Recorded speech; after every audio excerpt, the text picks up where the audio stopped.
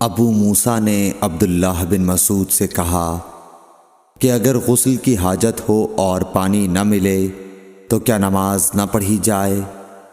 عبداللہ نے فرمایا ہاں، اگر مجھے 1 مہینے تک بھی پانی نہ ملے گا تو میں نماز نہ پڑھوں گا۔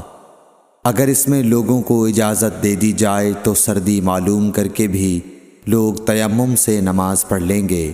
ابو موسیٰ کہتے ہیں کہ میں نے کہا کہ پھر حضرت عمر رضی اللہ تعالیٰ عنہ کے سامنے حضرت عمار رضی اللہ تعالیٰ عنہ کے قول کا کیا جواب ہوگا؟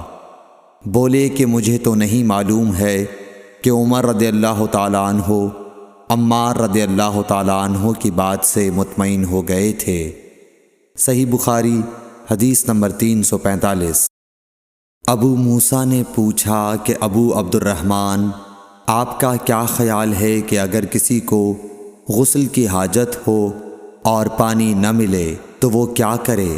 عبداللہ نے فرمایا کہ اسے نماز نہ پڑھنی چاہیے جب تک اسے پانی نہ مل جائے۔ ابو موسیٰ نے کہا کہ پھر عمار کی اس روایت کا کیا ہوگا جبکہ نبی کریم صلی اللہ علیہ وسلم نے ان سے کہا تھا کہ تمہیں صرف ہاتھ اور منہ کا تیمم کافی تھا۔ ابن مسعود نے فرمایا کہ تم عمر کو نہیں دیکھتے کہ وہ عمار کی اس بات پر مطمئن نہیں ہوئے تھے؟ پھر ابو موسیٰ نے کہا کہ اچھا، عمار کی بات کو چھوڑو، لیکن اس آیت کا کیا جواب دو گے جس میں جنابت میں تیمم کرنے کی واضح اجازت موجود ہے؟ عبداللہ بن مسعود اس کا کوئی جواب نہ دے سکے، صرف یہ کہا کہ اگر ہم اس کی بھی لوگوں کو اجازت دے دیں تو ان کا حال یہ ہو جائے گا کہ اگر کسی کو پانی ٹھنڈا معلوم ہوا تو اسے چھوڑ دیا کرے گا اور تیمم کر لیا کرے گا۔